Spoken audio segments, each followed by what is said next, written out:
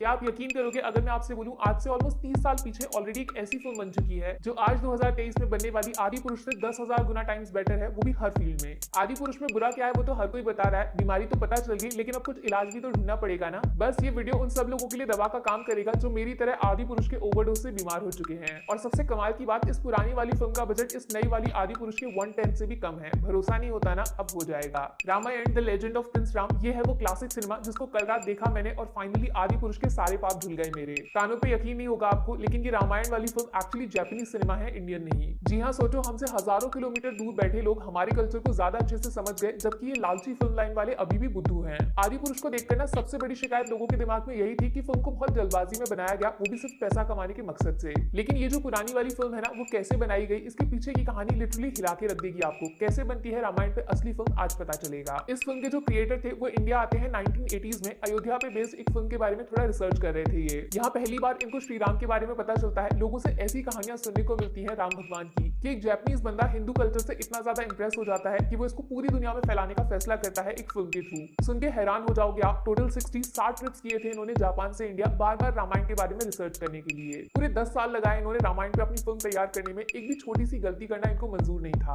क्योंकि इनका मानना था कि भगवान राम पे जो फिल्म बनेगी तो भगवान खुद उसको देखने आएंगे, जो जिस मकसद से फिल्म बनाएगा उसको वैसा वापस मिलेगा। टोटल 450 लोगों की टीम ने मिलकर फाइनली उस जमाने में ऑलमोस्ट 50 करोड़ के बजट से इस एनिमेशन फिल्म को तैयार किया। अब मैं बताती हूँ आपको 10 ऐसी चीजें जो 30 साल पुरानी एक जापानीज फिल्म ने 2023 में बनने वाली इंडिया की सबसे महंगी फिल्म से बेहतर करके दिखाई है। आदि पुरुष में राघव एक सुपर हीरो है, बस जिसकी तारीफें सुनाई जाती हैं, इनका नाम लेके ये हो जाता है वो हो जाता है वगैरह वगैरह। क्यों, किस लिए, कैसे, राघव को दुनिया इतना मानती क्यों है, किसी ने बताया पूरे 3 घंटे में? जवाब है ना। लेकिन इस एनिमेटेड फिल्म में राम कौन है, इनको भगवान क्यों माना जाता है, दुनिया इनको आदि पुरुष क्यों बोलती है, एक एक चीज समझाई गई। भगवान विष्णु से राम का कनेक्शन क्या है और धरती पे उन्होंने ये अवतार लिया ही क्यों, सब कुछ फिल्म में आपके सामने रखा जाएगा। पॉइंट नंबर 2, शायद आदि पुरुष वाले बताना भूल गए कि अयोध्या में राम भगवान का एक परिवार भी था। रामायण सिर्फ 5 कैरेक्टर से नहीं बनती, राम, लक्ष्मण, सीता, हनुमान, रावण। राम भगवान का अयोध्या से प्यार और भरत जैसे भाई का उनका 14 सालों का लंबा इंतजार। उनके चरण पादुका को सर पे रख के सिंहासन पे बिठा दिया राजा बना के, भरत खुद कभी राजा नहीं बने। आदि पुरुष देखने वाले बच्चों को ये सब कहां से पता चलेगा, इसीलिए उनको ये एनिमेटेड फिल्म दिखाना। पॉइंट नंबर 3, आदि पुरुष के राघव अपनी जानकी और भाई के साथ एक गुफा में क्यों रह रहे थे, इस सवाल का जवाब मैं 7 दिनों तक नहीं ढूंढ पाई अभी भी। जबकि इस एनिमेटेड फिल्म में राम भगवान का कनेक्शन दिखाया है पेड़ पौधे जानवर चिड़िया, हर उस चीज से जो सांस लेती है। जब भगवान खुद जंगल में उनके बीच उतर आए तो हर कोई खुशी से पागल हो गया, वो जंगल किसी स्वर्ग से कम नहीं था। राम कोई जंग लड़ने थोड़ी आए थे जंगल में जो किसी दुश्मन से छुपकर गुफा में अपना टेंट लगाएंगे। पॉइंट नंबर 4, अच्छा चलो मान लिया राम गुफा तक पहुंच भी गए, लेकिन आदि पुरुष ने ये तो बताया ही नहीं कि राम जंगल गए क्यों थे। आप चौंक जाओगे ये सुन के कि आदि पुरुष पूरे 3 घंटे की, जबकि एनिमेटेड फिल्म सिर्फ 2 घंटे में खत्म हो जाती है। उसके बावजूद इस फिल्म में राम की बैक स्टोरी भी है, उनके पास्ट को समझाया जाता है, अयोध्या से उनको क्यों बाहर निकाला गया, सबसे जरूरी सवाल का जवाब भी है। राजा दशरथ कैसे मजबूर हो गए, रानी कैकेयी को किसने भड़काया, और राम के दूर जाने के बाद अयोध्या के राजा की जान तक चली गई इस दुख में। छोटी छोटी लेकिन इंपॉर्टेंट डिटेल जिसके बिना रामायण अधूरी है, सिर्फ 2 घंटे में सब कुछ बताना ये खुद में एक अचीवमेंट है। पॉइंट नंबर 5, मुझे पर्सनली ऐसा लगता है आदि पुरुष जो फिल्म है ना, वो रावण की कहानी ज्यादा बताती है, मतलब उसकी डिटेल का ज्यादा ध्यान रखा है इन्होंने।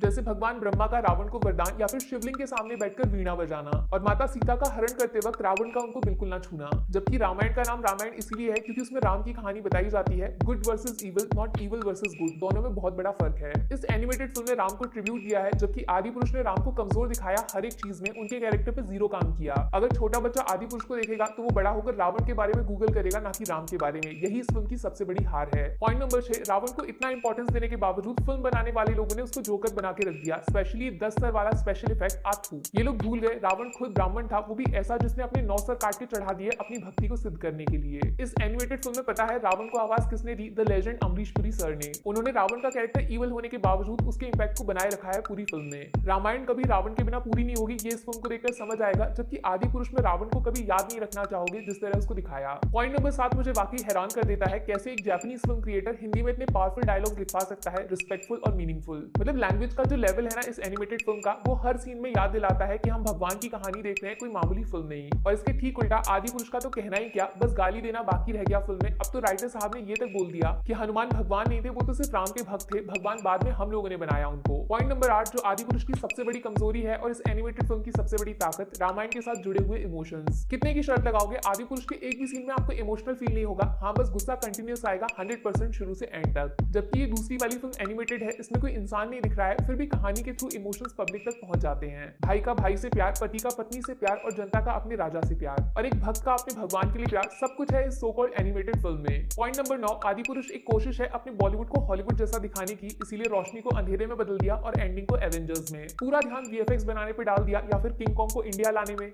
उससे भी ज्यादा थैनोस को ट्रिब्यूट देने के लिए रावण का इस्तेमाल करने में। जबकि ये जो दूसरी वाली फिल्म है ये सिनेमा को हिस्ट्री की तरफ ले जाती है, हिंदू कल्चर को पोर्ट्रे करने की सच्ची कोशिश एकदम सिंपल तरीके से। राम जो बोलते हैं, राम जो देखते हैं, राम जो सिखाते हैं, सिर्फ उस पर फोकस डाल के फिल्म का इस्तेमाल करना एक मैसेज देने के लिए। हॉलीवुड और उसका वीएफएक्स गया तेल लेने। पॉइंट नंबर 10 जो सबसे जरूरी है और दोनों फिल्मों के बीच का सबसे बड़ा फर्क है, आदि पुरुष के राघव वाले रोल में प्रभास की कास्टिंग और परफॉर्मेंस जिसने फिल्म को डुबा दिया, रिलीज से पहले ही लोगों ने इसको ठुकरा दिया। तो दूसरी तरफ एक एनिमेटेड फिल्म का लीड कैरेक्टर जिसको दूर से देखकर ही बच्चा बच्चा बता देगा ये श्री राम है, इसको बोलते हैं मिशन सक्सेसफुल। और गलत मत समझिएगा, सिर्फ लुक्स का अंतर नहीं है दोनों में, जिस तरीके से स्क्रीन पे दोनों को प्रेजेंट किया गया उसमें जमीन आसमान का फर्क है। एक बाहुबली बनने की सस्ती सी कोशिश जिसने भगवान को मामूली सा सुपर हीरो बना के रख दिया, लोग भूल जाएंगे कुछ दिनों बाद। तो दूसरा जो हर इंसान के दिमाग में रामायण सुन के राम का पोस्टर आता है उसको स्क्रीन पे उतार देने वाला जादू कभी नहीं भूल सकता कोई इस चेहरे को। सारे पॉइंट्स तो खत्म हो गए, लेकिन एक मजेदार बात बताऊं जो आदि पुरुष के पास है लेकिन ये एनिमेटेड फिल्म उसमें चूक गई। मार्केटिंग जिसके दम पर आदि पुरुष ने 400 करोड़ छाप दिए और ये एनिमेटेड फिल्म बेचारी 1993 में इंडिया के अंदर बुरी तरह पिट गई। लेकिन जब जागो तभी सवेरा, गलती सुधारो मेरे दोस्त, आज अभी इसी वक्त इस फिल्म को देख डालो, वो भी विद फैमिली। आदि पुरुष के जख्म भर जाएंगे गारंटी।